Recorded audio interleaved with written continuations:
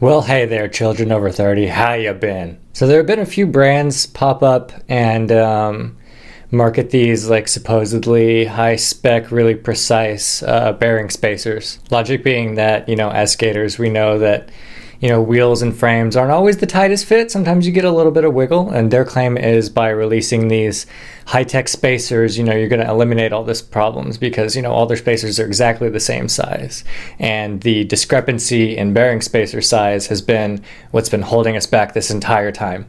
So one of these companies came up with the number 10.14 millimeters, I think, for their like magical bearing spacer size that's supposed to just one size fits all, make every setup incredible.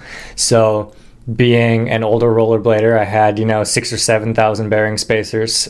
So I got the good old calipers out and found some that were 10.14, and I loaded them up on this Adapt Symmetrics frame with this compass wheel because hashtag product placement. So let's see what this magic sounds like.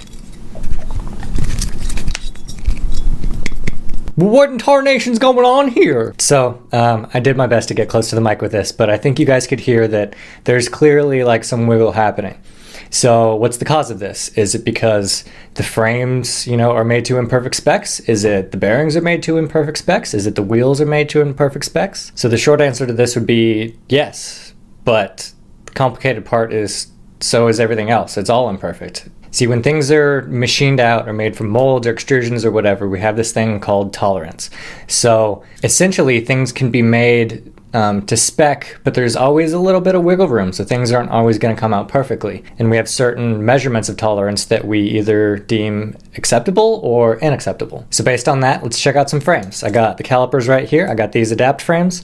Let's measure from the outside frame wall to the inside bearing spacer and see what the measurements are like. Okay, so this one right here is measuring about 6.1. Next one, let's see, we got 5.93. And this one's about 5.90. Here are some Seba frames. I think these are the R ones.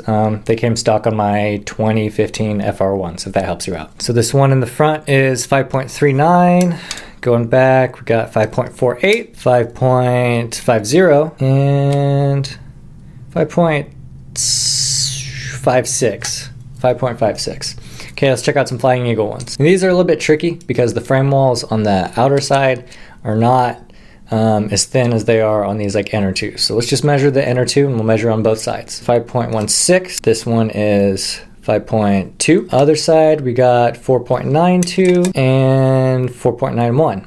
We're actually pretty close on that side. I'm impressed. 3 different frames made by 3 different, pretty reputable brands.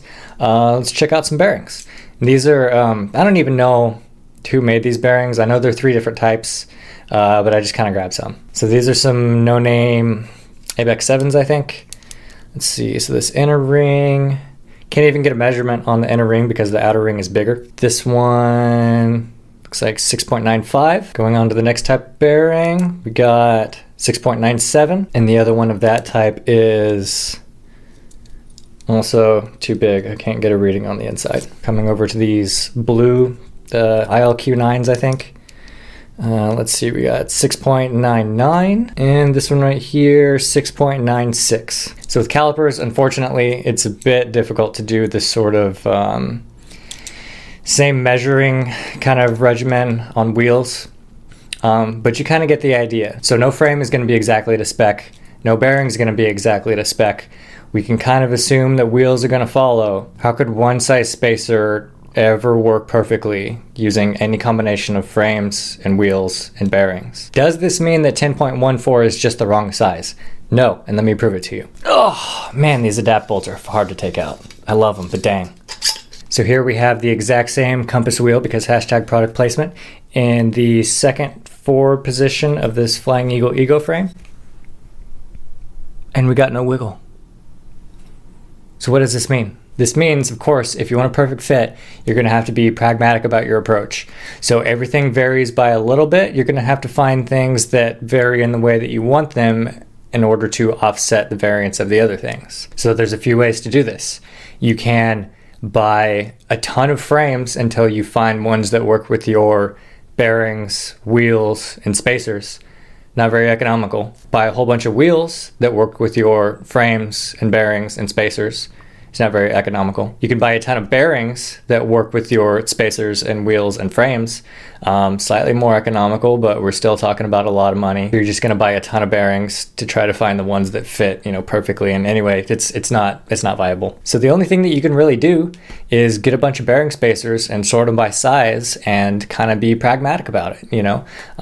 If you get a wheel that's a little bit wiggly in the back, take out the bearing spacer, measure it. Find one that's a little bit bigger, put it in. I bet it'll fit a lot better. A little bit of note on research on consistency of bearing spacers, by the way.